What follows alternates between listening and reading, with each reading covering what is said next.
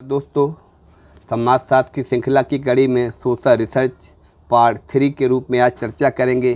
पहले पार्ट के रूप में आपका meaning and nature of social research के बारे में पहले वीडियो में चर्चा की थी, यानी समाज की शोध का अर्थ एवं प्रकृति।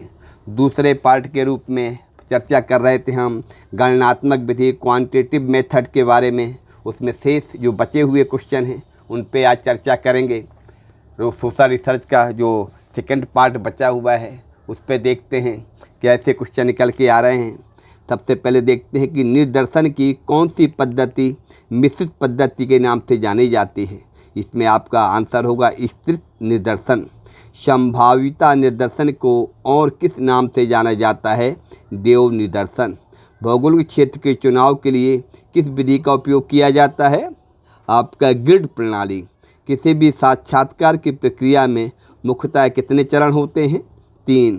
सीमित देव निर्दर्शन को कितने भागों में बांटा गया है? 2। देव निर्दर्शन वही होगा जिसमें समग्र की प्रत्येक इकाई की निर्दर्शन में सम्मिलित होने का समान अवसर हो। फ्रैकिएट्स। जब समस्त इकाइयों के चुने जाने को पूर्ण संभावना हो तब कौन सा निर्दर्शन उपयोग में लाया जाएगा? सरल देव निर्दर्शन। पैट ने 4 अंकों वाली कितनी संख्याओं की सूची तैयार की है? 10,400। विज्ञान अवलोकन से प्रारंभ होता है और फिर सत्यापन के लिए अंतिम रूप से अवलोकन पर ही लौट कर जाना पड़ता है। यह कथन किसका है? गुडे एवं हार्ट का। सहभागी और असहभागी अवलोकन का मध्यम मार्ग कौन सा अवलोकन है? अर्ध सहभागी अवलोकन। सोशल डिस्कवरी नामक पुस्तक किसने लिखी है? लिंडमैन ने। जब हम शुद्ध वास्तविकता प्राप्त करने के लिए यांत्रिक परीक्षण या साधनों का प्रयोग करते हैं और अवलोकन की परिस्थितियों को मानकीकृत करते हैं, किसका कथन है? पी.बी. यंग का। नियंत्रित अवलोकन को और किस नाम से जाना जाता है? संरचित अवलोकन। आगे देखते हैं।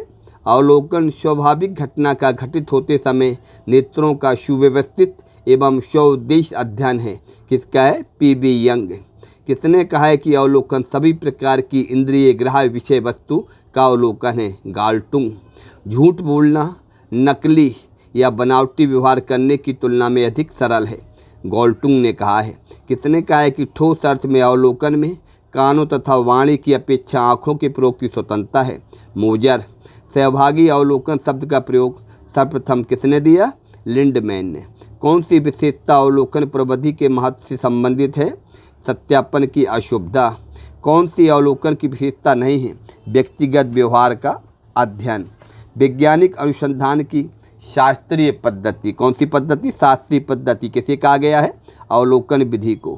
प्रश्नों के उत्तर प्राप्त करने के उस उपकरण को क्या कहा जाता है जिसे उत्तरदाता स्वयं भरता है? प्रश्नावली। कौन सा प्रश्नावली का गुण नहीं है? सीमित क्षेत्र। उस प्रश्नावली को क्या कहा जाता है जिसमें प्रश्नों के उत्तर असीमित अथवा अप्रतिबंधित होते हैं? खुली। उस प्रश्नावली को क्या कहा जाता है जिसमें प्रश्नों के संभावित उत्तर चित्रों द्वारा दर्शाए जाते हैं? चित्रमय। उस प्रश्नावली को क्या कहा जाता है जिसमें प्रश्नों के संभावित उत्तर विकल्प के रूप में पहले से ही दे दिए जाते हैं? प्रतिबंधित। आगे देखते हैं। प्रश्नावली को 2 भागों तथ्य संबंधी प्रश्नावली तथा मत एवं अभिव्यक्ति संबंधी में किसने वर्गीकृत किया है? लुंडबर्ग ने। प्रश्नावली के 2 प्रकारों संयोजित प्रश्नावली और असंयोजित प्रश्नावली का उल्लेख किसने किया है? पी.बी. यंग ने। प्रश्नावली विधि द्वारा किस वर्ग का अध्ययन किया जाता है? शिक्षित वर्ग का। निम्न में से प्राथमिक सामग्री संकलन का प्रत्यक्ष स्रोत कौन सा है?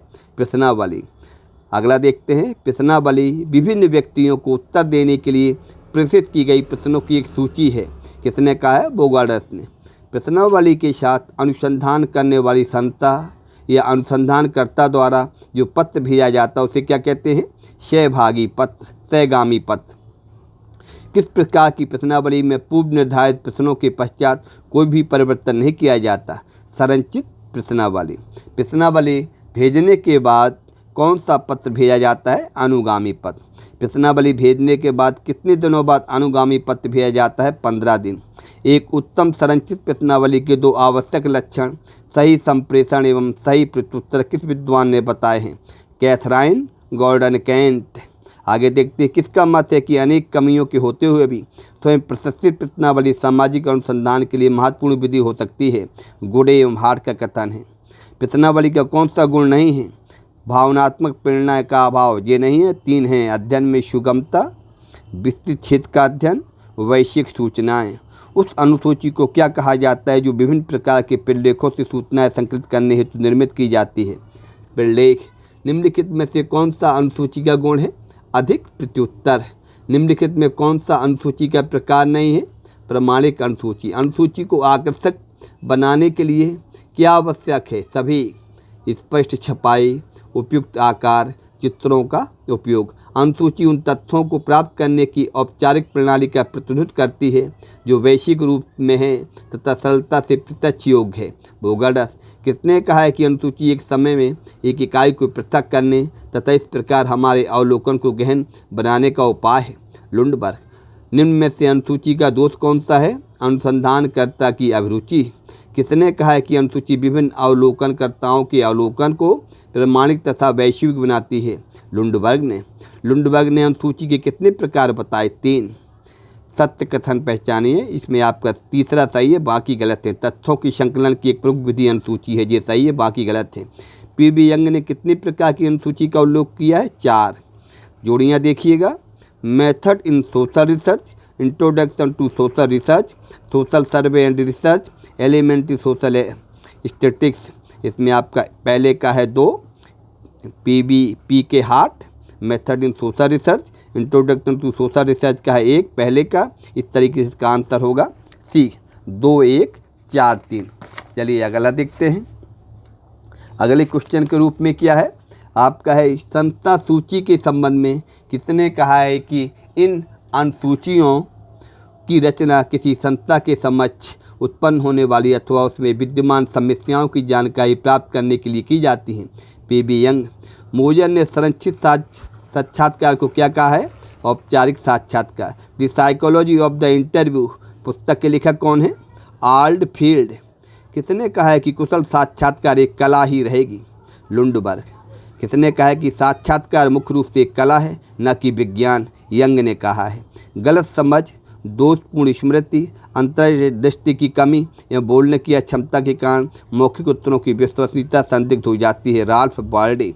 किसके अनुसार साक्षात्कारता सम्मुख वार्तालाप विनिमय है जिसमें एक व्यक्ति दूसरे व्यक्ति से सूचना प्राप्त करता है? डेजिन।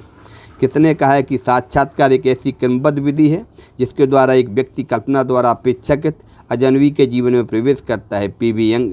हाउ टू इंटरव्यू नामक पुस्तक के लेखक कौन है? बिनथम तथा अन्य। कहानी रूप साक्षात्कार का प्रयोग निम्न में से किस साक्षात्कार के लिए किया जाता है? अनौपचारिक साक्षात्कार के लिए। किसका मत है कि आधुनिक अनुसंधान में साक्षात्कार करना गुणात्मक साक्षात्कार के पुनः निर्धारण हेतु अधिक महत्वपूर्ण हो गया है? गुडे एवं हार्ट। किसका कथन है कि व्यक्तिगत साक्षात्कार एक व्यक्ति को दूसरे व्यक्ति के साथ मिलाता है? शिन पायो यंग। साक्षात्कार निर्देशिका का उद्देश्य क्या है? उपरोक्त सभी। निम्न में से कौन सी साक्षात्कार की विशेषता नहीं है? आपका इसमें डी नहीं है, 3 हैं। औपचारिक साक्षात्कार में कौन से शब्द का प्रयोग किया जाता है?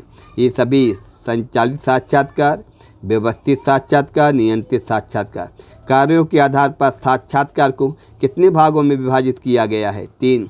किस समाजशास्त्री ने साक्षात्कार को मूल रूप में एक सामाजिक प्रक्रिया माना है? गुडे एवं हार्ट ने।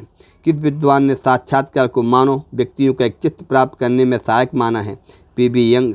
केंद्रीय साक्षात्कार का प्रयोग सर्वप्रथम किस समाजशास्त्री ने किया? मर्टन ने।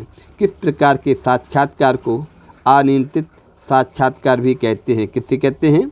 अनिर्देशित। किसे कहते हैं? अनिर्देशित। चलिए इसके बाद आपका कल आगे और देखते हैं जो कई महत्वपूर्ण क्वेश्चन निकल के आते हैं दोनों चैप्टरों के, वो क्वेश्चन देखेंगे साक्षात्कार।